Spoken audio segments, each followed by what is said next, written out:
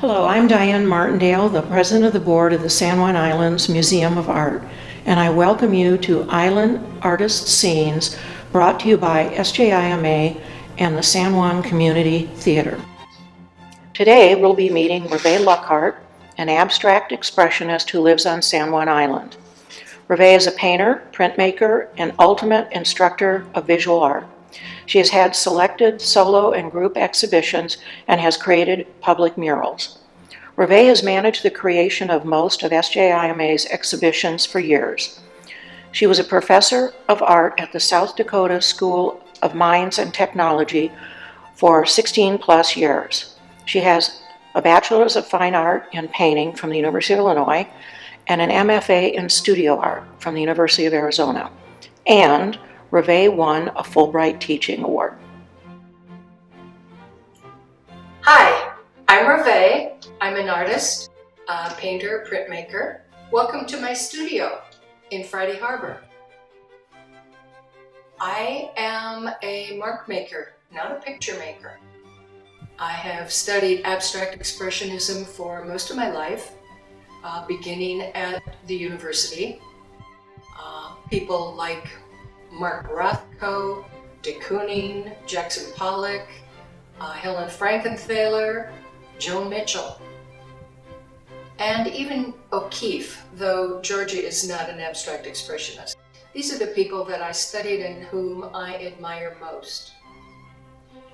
Mark making is a process of discovery, and it's very exciting. I place a mark and I react to it, often using music. This particular painting was done with the energy furnished by Vivaldi. I call this one the season of my life. But you can see that there are broad, bold, fast marks, and there are some very controlled, lyrical marks. The paint is thick in places, thin in places, and the drips are another kind of mark. Now, we all have our own mark. Our signature is our mark. And so every person's mark is unique. We develop a vocabulary of marks as artists. And the more variety of marks that we can put into a painting, the more interesting it becomes. This is a large room divider screen which I created listening to Debussy. It has layer upon layer of paint, sometimes painted out in places, rubbed out in places, but I leave my tracks, sort of like seeing the tracks in the snow. So you see where the artist has been and how the painting was developed. It adds some space and some atmosphere. Can you use your imagination and hear Dizzy Gillespie or Miles Davis? That's the music I was listening to for many weeks as I developed this canvas. This is the other side of the screen that I listen to Debussy to paint. So it's quite a contrast. I rotate my canvases as I paint. Even these large screens, which are all pre-assembled, I rotate them to get a more solid composition and to remove any image that might be starting to creep in. I paint to a variety of music depending on my mood. I'm not trying to interpret it. I'm just looking for the energy which I feel is the core of the music, and work with that to stimulate my own energy.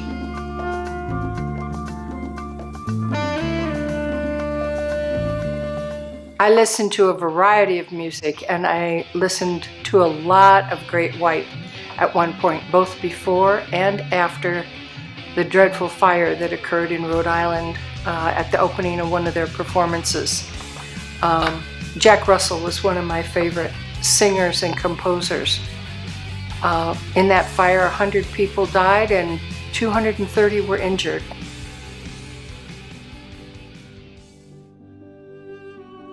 I wake up and I might say, well, today I feel very melancholy, or I want to listen to something classical.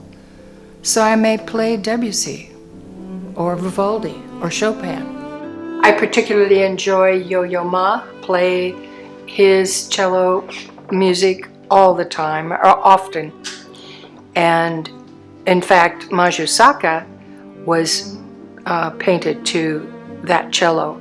Those long lyrical phrases are recorded in that painting, which is one of the few that I don't think I turned upside down. I think it was painted right side up from top to bottom. I didn't know Susan Osborne when I made this painting, but we became friends after I moved to the island.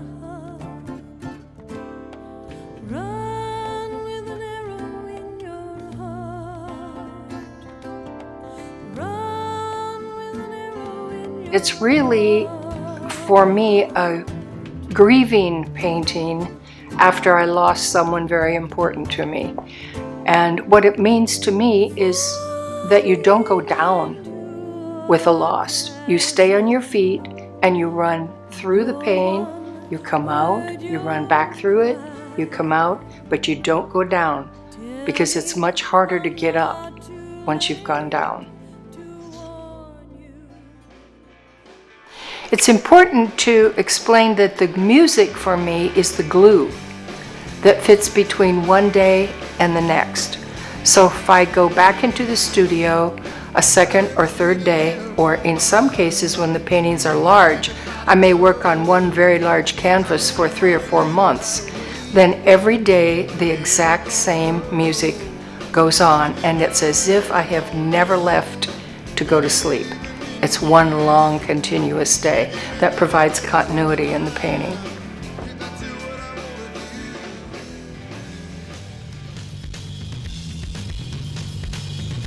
I put up a fresh canvas and I just make a random mark and then react to that mark and then react again and again, always listening to the energy of the music, rotating the canvas, keeping the subject out, but keeping the feeling of the music in the painted stroke. This was the first painting that I did after we came to San Juan Island. It's called Celebration. It's in the museum collection in the South Dakota Art Museum. And it's, hooray, we're here to build a new studio on the island. It's a celebration. I call this screen two faces of a coin. This side of the screen represents my life in South Dakota in the Black Hills. Lots of trees, forest, hills.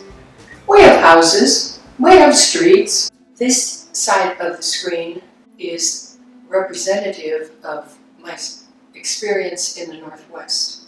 The calm, tranquil, the melancholy of the fog, the water, and you can see the rotation of the screen is identified by which direction the drips are going. This is a left-handed painting, and I'm clearly right-handed. I make beautiful marks easily with my right hand, and sometimes that becomes trite.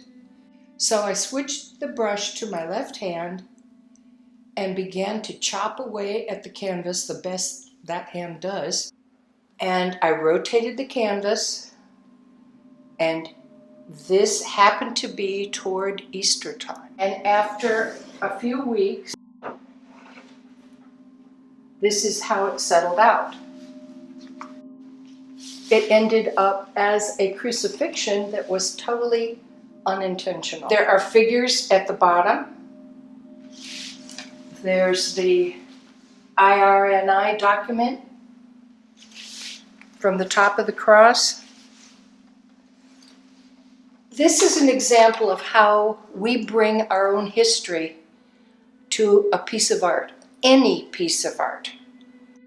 There's no one right way to see a piece of art. You can only see it based on your eye and your history. So for me to paint this during the Easter season, I have one intention, but it's not necessary that you get the same thing out of that painting. The abstract expressionist movement began after World War II, when many of the Europeans came here during the war, and it all started in New York, where they were allowed to paint what they wanted to paint, which couldn't happen in Europe at the time. It's expressionistic, it's emotional. Many kinds of abstract art are intellectual. The abstract expressionists were painting feelings. In fact, some of them developed into what we called action painters. Sometimes I think I'm an action painter, especially when I'm doing very large canvases. I've done canvases 50, 75 feet long. So in that case, I can almost dance on the canvas on the floor and paint with my whole body, which I love because it's totally cleansing, totally creative when you're stroking with your whole body, your whole arm. I never approach a canvas with an intention. I never have an idea what it's going to look like. I put the first mark on, music or no music, and then I react to that. And then I react again and again. And I have a lot of happy accidents. So it becomes so exciting because every day is new, no matter what the canvas is.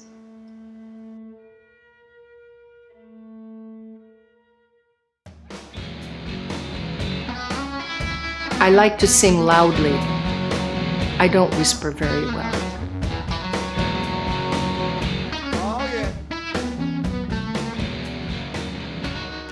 Thanks for watching, and thanks to the donors, volunteers, and supporting families that have made SJCT's 2020-2021 season possible. Click subscribe on our YouTube page to continue to see videos from San Juan Community Theater. Like all arts organizations, SJCT needs your help during this incredibly difficult season. To support SJCT or learn more, please visit sjctheater.org/support.